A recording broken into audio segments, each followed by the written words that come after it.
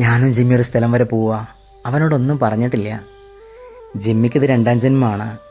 ജിമ്മിക്ക് cancer ആയിരുന്നു. 5 തവണ chemo ചെയ്തിട്ടാണ് മാറിയത്. ആദ്യം ഒറ്റപ്പാലം, പിന്നെ ഷൊർണൂർ. എന്താണെങ്കിലും രോഗം മാറിയില്ലേ, ഡോക്ടറെ കണ്ട് നന്ദി പറയണം. ഹോസ്പിറ്റലിലേക്ക് വരുമ്പോൾ അവന് പേടിയാണ്. ഇഞ്ചക്ഷൻ വെക്കും, മരുന്ന് കയറ്റുന്നുള്ള പേടി. എന്താണെങ്കിലും പോയി നോക്കാം. ജിമ്മിക്കുട്ട, പേടിക്കണ്ട, വാ.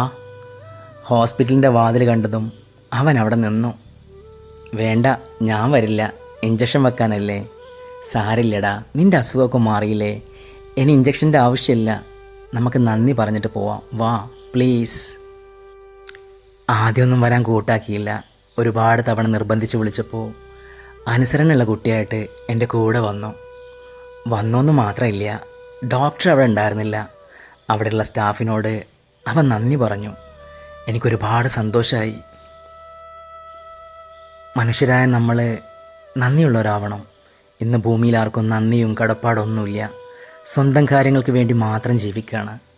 അവിടെയാണ് ഈ മിണ്ടാപ്രാണി നമുക്ക് മാതൃകയാവുന്നത്. ഞാൻ പറയുന്നത് എന്തും കേൾക്കും, എൻ്റെ കൂടെ വരും. ഒന്ന് കണ്ടു നോക്കൂ. ഈ വീഡിയോ നിങ്ങൾ മാക്സിമം ഷെയർ ചെയ്യണം. ജിമ്മി, വാടാ. ഡോക്ടർ ഇല്ല, എന്നാലും നന്ദി പറഞ്ഞോളൂ. നല്ല അനുസരണമുള്ള കുട്ടിയായിട്ട് എൻ്റെ കൂടെ വന്നു. അവന് നന്ദി അറിയിച്ചു. എനിക്കൊരുപാട് സന്തോഷമായി. ജിമ്മിന്ന് വല്ലാത്ത സങ്കടത്തിലാണ്. അവൻ്റെ പ്രിയപ്പെട്ട ഗേൾഫ്രണ്ടിൻ്റെ കൈ ട്രെയിനിനുള്ളിൽ കുടുങ്ങി മുറിഞ്ഞു. എന്താണെങ്കിലും സങ്കടകരമാണ് അവരുടെ ജീവിതം. ആരും നോക്കാനില്ല, ആരും കെയർ ചെയ്യാനില്ല. കണ്ടില്ലേ, ജിമ്മി നന്ദി പറയാണ്. എന്നോട് മാത്രമല്ല, ഇവിടെയുള്ള സ്റ്റാഫിനോടും.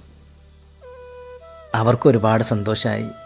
4 പ്രാവശ്യം ഇവിടെ നിന്നാണ് കീമോ ചെയ്തത്. ഇപ്പം ക്യാൻസറൊന്നുമില്ല, 100% പെർഫെക്റ്റാണ്.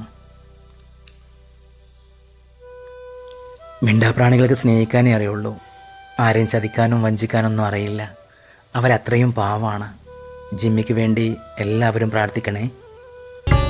ഇനിയൊന്നു തിരികെ നടക്കണം, വന്ന വഴിയോർത്തോർത്തു പോകണം. ഇനിയൊന്നു തിരികെ നടക്കണം, ഇനിയൊന്നു തിരികെ നടക്കണം, വന്ന വഴിയോർത്തോർത്തു